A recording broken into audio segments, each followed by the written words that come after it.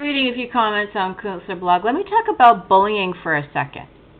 It seems that a lot of people talk about the bullying aspect in childhood. And now I remember growing up, being born in the 60s, growing up in the 70s and 80s. Yeah, bullying was kind of, it is ubiquitous everywhere. There's no way you're going to stop it.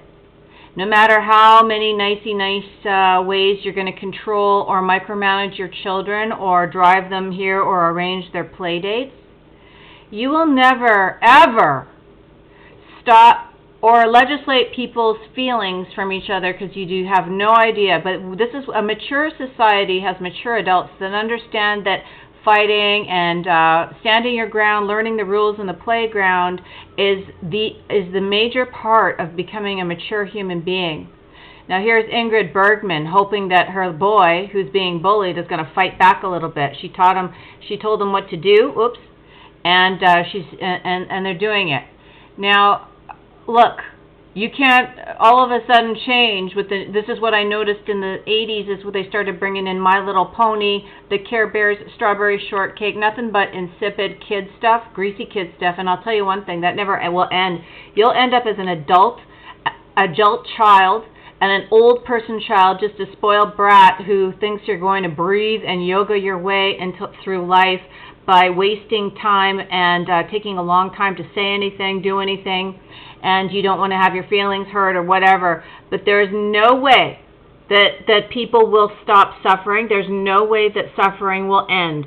That's the Buddhist tenet that life is suffering. Suffering is you're not going to get around it. So these same people that are quoting peace don't understand to accept suffering as part of life. Suffering is life, period. End of story. You're lucky if you have moments of happiness and fun or a laughter. But in the basic, you're never going to stop the bullying by saying so or micromanaging. In fact, you are becoming a bully of the PC movement. That's what it's all about. You understand? So this is why the society is like the way it is, because we went through a lot of pain. I'm not saying that you should murder your kids. No, you should, but spanking or whatever. And there's many things in place where people can report where something is overly abused. But with these extremes, you're still going to have the extremes of both sides, like yin and yang theory. The bigger the front, the bigger the back. The bigger the fake front, the bigger the dangerous back. And you should learn that from You Are All Sanpaku by George Osawa. So that's my take on all this bullshit culture, is that if you don't start recognizing, I keep saying the word insipid. Insipid means tasteless. It's just lukewarm, gone down. It's common denominator culture, and you have your own passions or ways that you can fight this.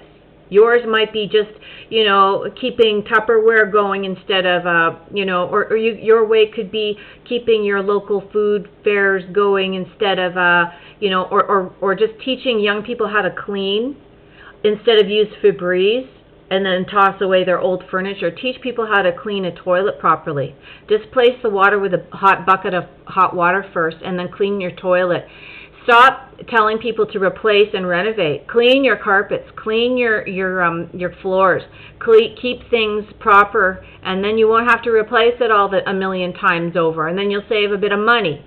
But this culture of non-bullying, it translates into the New World Order of just buying shit from people who are being abused. This is an abusive culture that is beyond bullying. It's not bullying, it's abusive.